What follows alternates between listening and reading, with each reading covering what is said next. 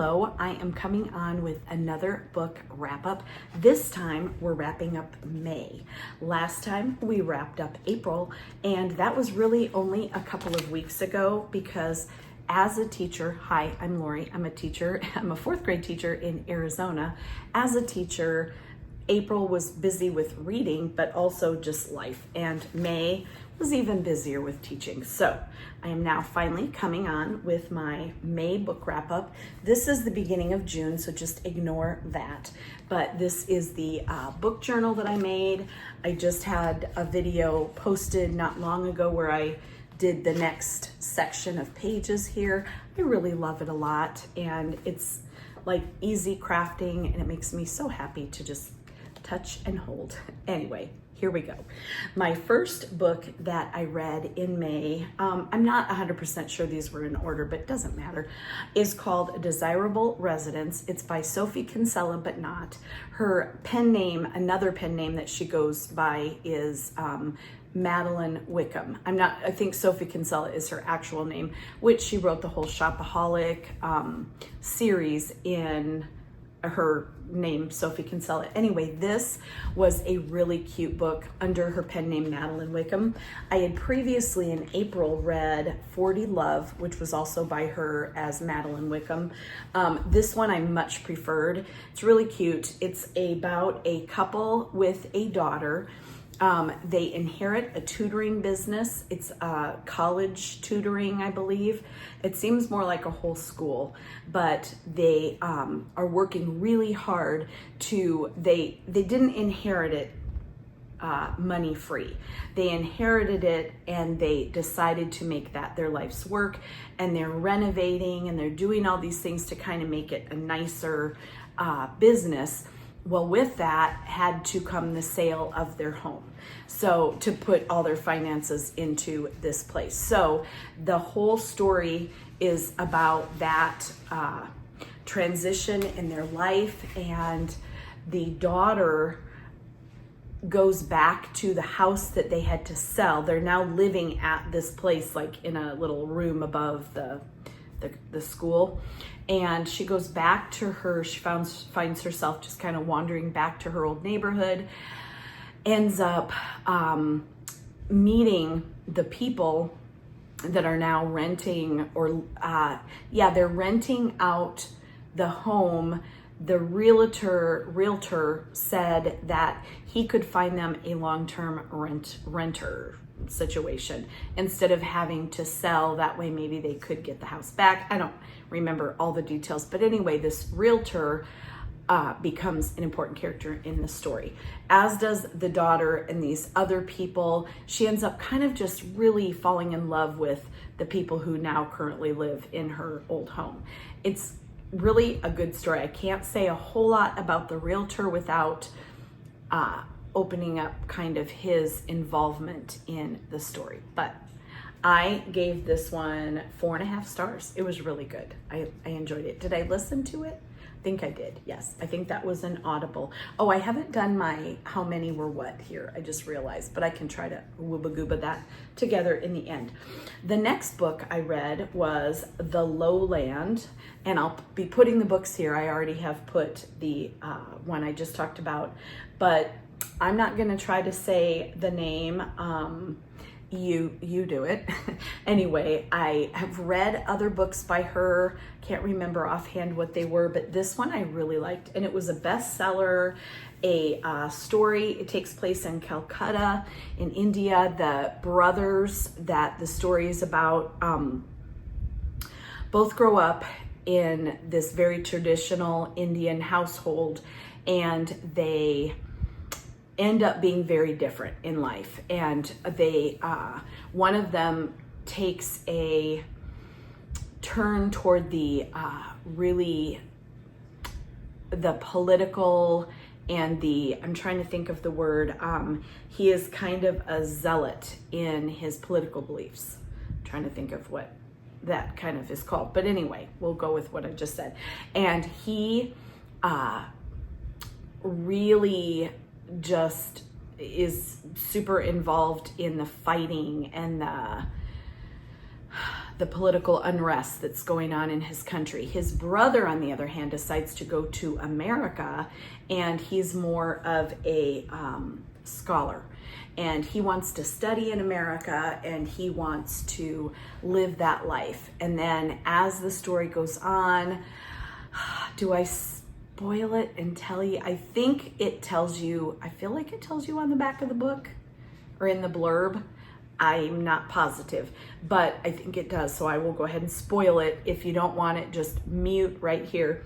The brother, who is the political unrest zealot guy, ends up getting killed. And he has taken a wife, and the rest of the book is really about the brother, the surviving brother, and his relationship with said wife and their life after that. I won't say a lot more than that, but I think you can read all that on the back of the book. Anyway, I really liked it. I gave it 5 stars. Yep, 5 stars. It was a great read. The next one I read was very hard to read. It is also by Sophie Kinsella. What Does It Feel Like? I did not know what I was getting when anything by her, I add to cart, add to book list, whatever. I listened to this one. No, did I? I don't remember. I listened to at least as many, if not more, than I read, because that way I get more books in. As you can see, there's a lot of books here. Although this month 12 was nothing like April's 17, but you know, anyway. This is, and she says this in the blurb, as close to an autobiography as she's gotten to date. But her character in the book wakes up in a hospital, and she has just had brain surgery. This parallels Sophie Kinsella's life, where she also had brain surgery to remove an malignant, incurable brain cancer. And so it's very sad, because she is one of my all-time favorite authors, and to know that this is her life just stinks. But the book itself was amazing. The fact that this woman could write at this time in her life, this experience was probably very healing for her. But man, I give her, you know, a lot of respect for being able to do that. Anyway, it was a great book. As always, her writing is just chef's kiss, and I gave it a 5 stars. The next book I read was The Inmate by Frida McFadden. That book was amazing. It was about a nurse practitioner who took a job at a prison, and she is going to be just seeing inmates as they need, you know, very moderate medical care. Nothing that would require a doctor, but I'm sure budgeting came into play there, that, you know, she was the less expensive choice. Anyway, she's working at the prison, and it is the prison that her ex-boyfriend is. It's a maximum security prison that he is actually at, and she was the one to put him there. Dun, dun, dun. Anyway, as the story goes on, and I'm not going to be able to tell you a lot, but that part I think you could have read, pretty sure. Anyway, as the story goes on, her friend that she grew, that it doesn't really matter, but I believe her name is Brooke. Shane is her ex-boyfriend, who was incarcerated for trying to kill her, essentially. And there were other people during this time who were dead. And so he was imprisoned for that crime. Her friend during that time that she had remained friends with, yes and no, but they kind of rekindled a friendship.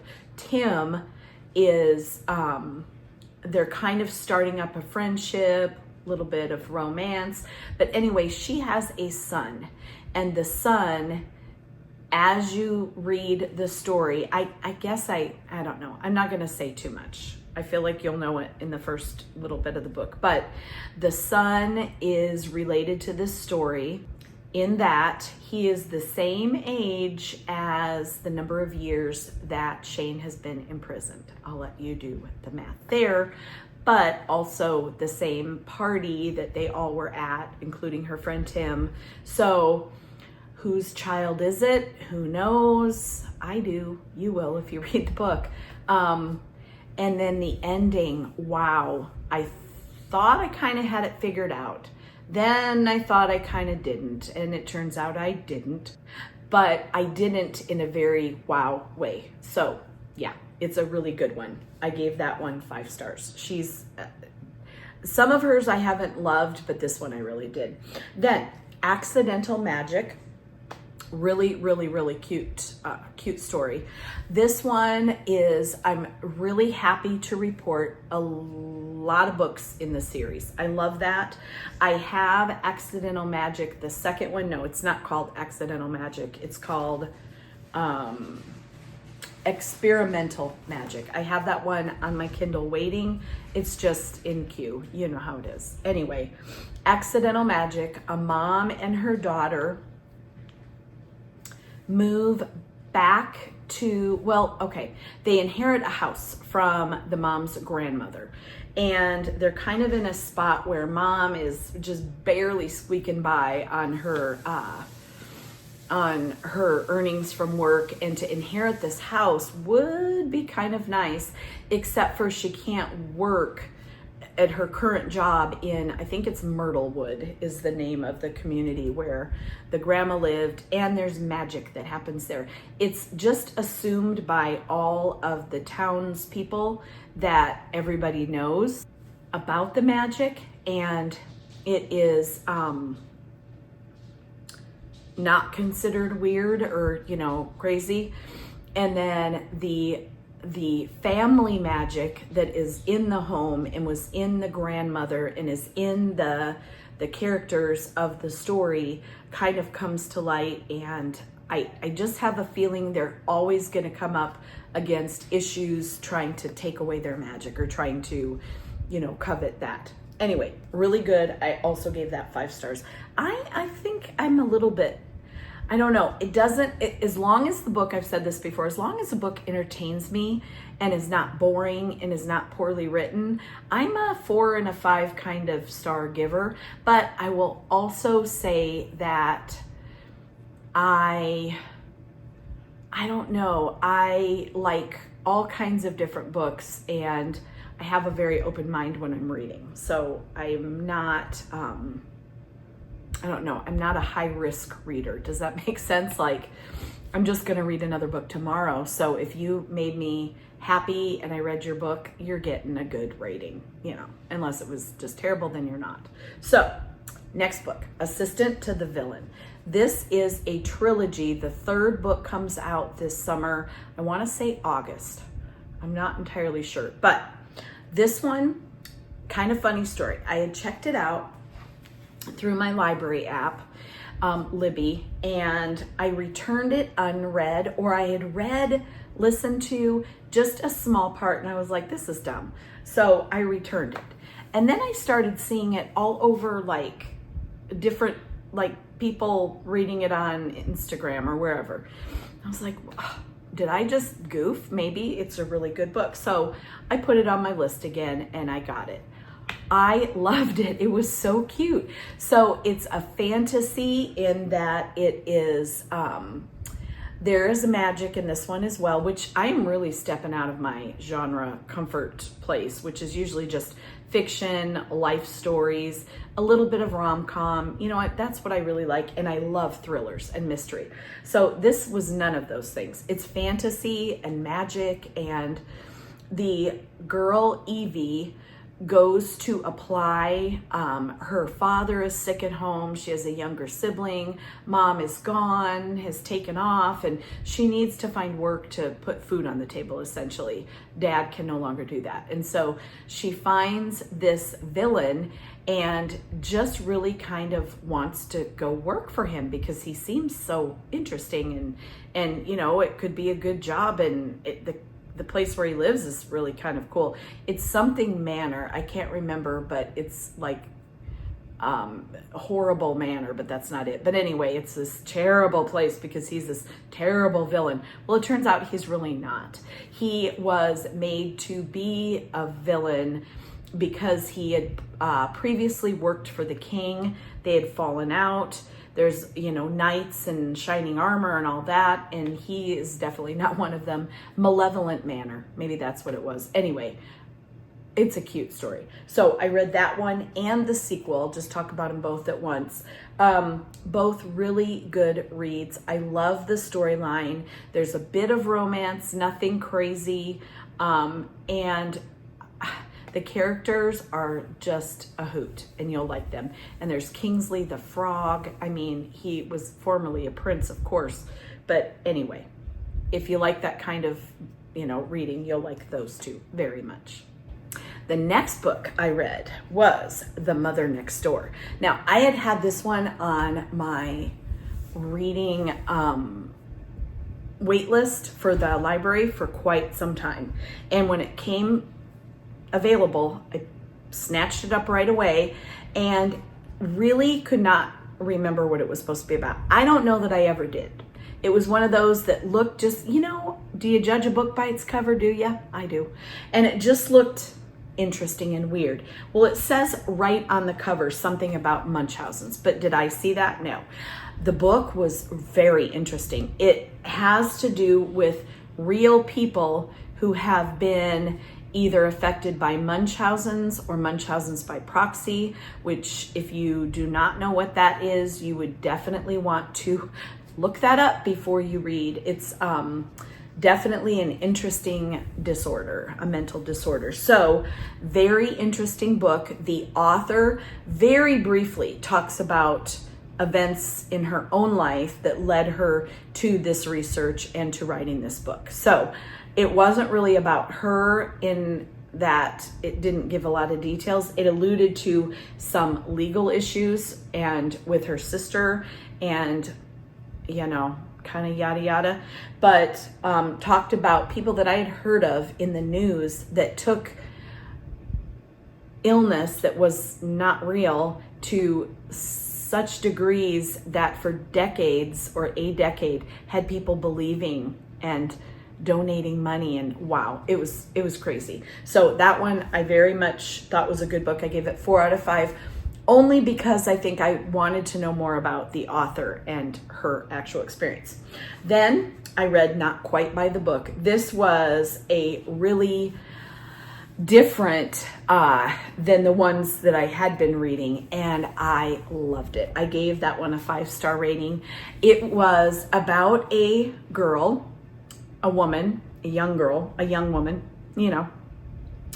ish, 20s maybe, and she was just feeling trapped. She and her parents had a bookstore that was their life dream always.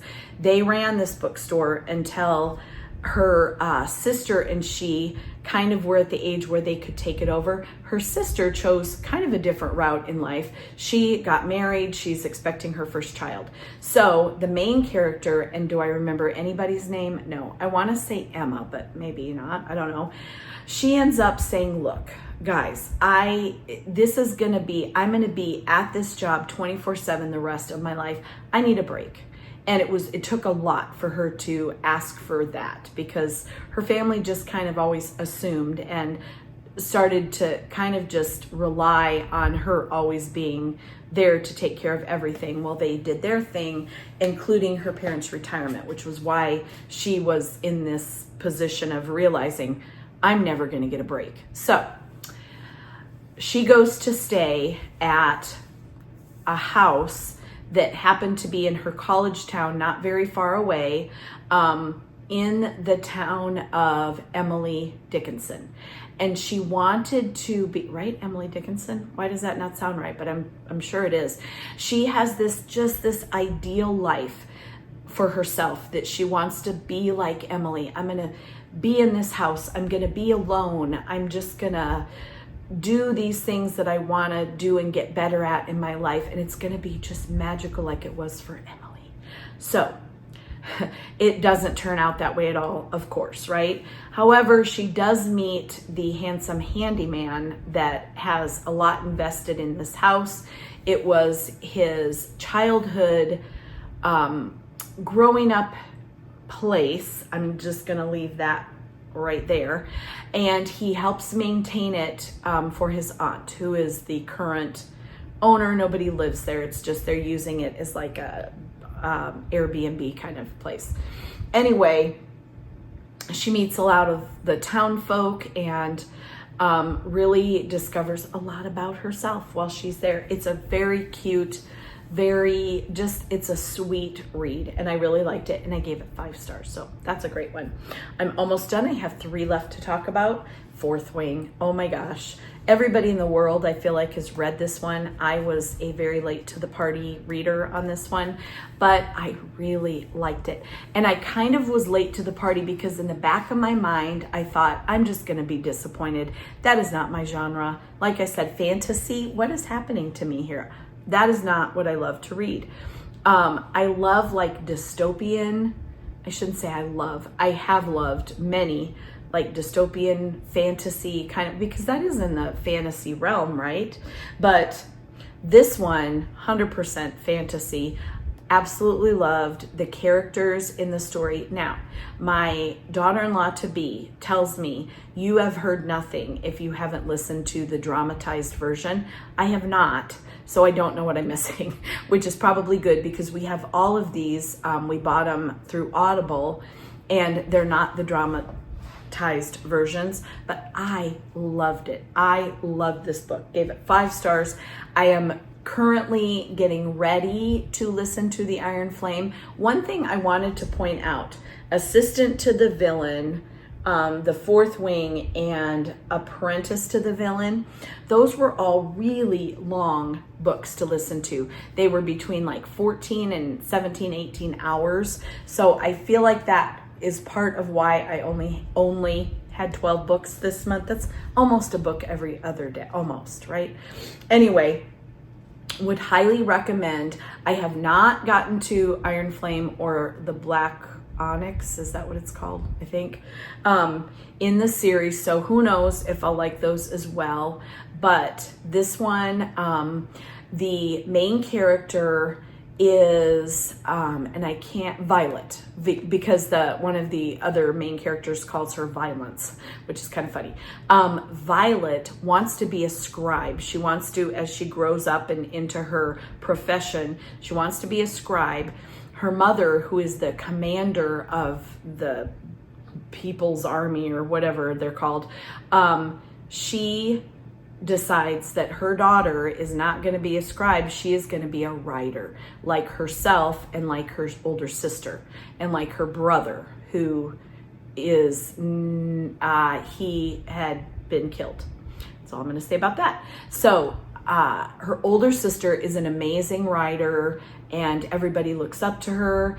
Poor little Violet has some sort of weird deal with her joints that they always are constantly like going out of place, and she's not a physical superstar, but she is gonna become a writer. Her mom just said so. And so her best friend, who is a writer who has been gone from her life for about a year, because once you're a writer, you're kind of off on your own for a while, she reconnects with him,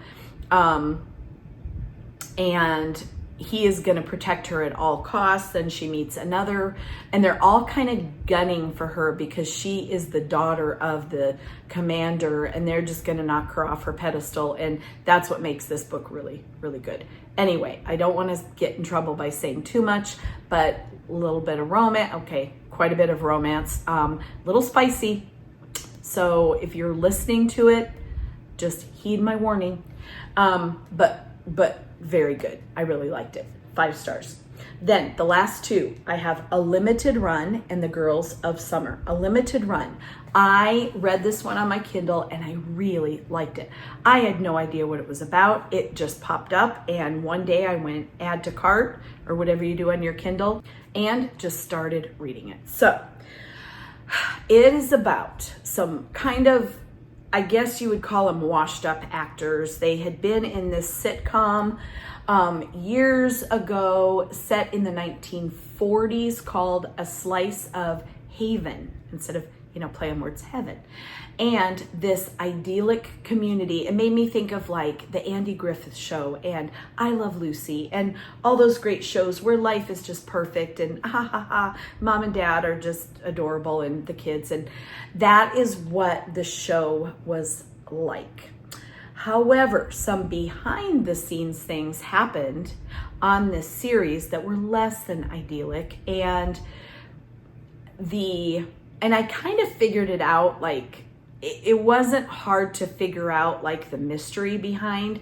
So this billionaire decided he wanted to get the actors all back. He built this amazing set inside like just a ginormous acres and acres big building that was the original set. Like, he had all the details just down to everything. And he invited them to come back for 10 days, a limited run, to recreate the show. And each actor had to agree to come. Each actor had to agree to stay the entire 10 days, or else they wouldn't make the money. He was giving them each $2 million for 10 days worth of work on this show. They had to agree to have no contact with the outside world, no contact, no social media, no family, nothing. And so once they finally agreed to it, it seemed at first like just, wow, this is going to be easy money, until, some things started happening on the show that really challenged their ability. Oh, and they could not break character. Challenge their ability not to break character and not to deal with some of the things in their own real lives that were popping up on the show. Really good. It was good. Yes, you'll figure it out. You'll figure out kind of what was behind all this, but still didn't matter. It was really good. The ending was great. Then the last one, The Girls of Summer, that was one I don't know how I got. It was through the library. It might have been on the What's Available Now. I did give it 4 stars. Oh, a limited run, I did give 4 stars also. I feel like maybe 4.5 might have been, I don't know, 4 star. Anyway, in the moment, that's what I gave it. The Girls of Summer, I also gave 4 stars. However, definitely not for everybody. I would say trigger warnings in there. It kind of mimics the Me Too movement. And it takes some current day older people, and the main character had gone on a trip with her husband to a place that she was her teenage years, like right out of high school, like a girls' trip, she and her best friend, to the Greek islands, I believe. Yeah, pretty sure that's where they were. And just this time in her life where all these crazy, amazing things were happening. Some she didn't realize in the moment were what they were. Yeah. And then she goes back there with her husband, triggers all these old feelings, stirs up some curiosity about some of the people. Where are they now? What is happening, kind of things, as well as some contacts from back then that stirred up some crimes that had been committed. And that is really why did I hold this the entire time by my head? I don't know. But that was really the storyline, is what really had happened versus what her 17-year-old self was interpreting at the time. So, was it good? Yes. I thought it was a good read. I come from a place of not being triggered by any of that, though. So, take that warning for what you will, and there you go. So, that was my May, almost said March, May wrap up. Now, I will sit here and try to count up how many were Kindle reads. 1, 2, 3, 4, I believe, were Kindle reads, and the other 8 were either Libby or Audible. And there were no, now I do own a couple of these, at least I think I did. Yeah, I only own one. I, a long time ago, had a copy of that probably because I had all her books. Sophie Kinsella, Madeline Wickham. But other than that, none of these books were try that again. None of these books were read in this form. They were all either Kindle or listening. So that is my wrap up. I had 1, 2, 3, 4, 5, 6, 7, 8 5-stars. Can you believe that? That's kind of crazy. But I really truly stand by that I love them. And then I had a 4.5 and 3 4s. So that's it. That's all 12. That is my wrap up.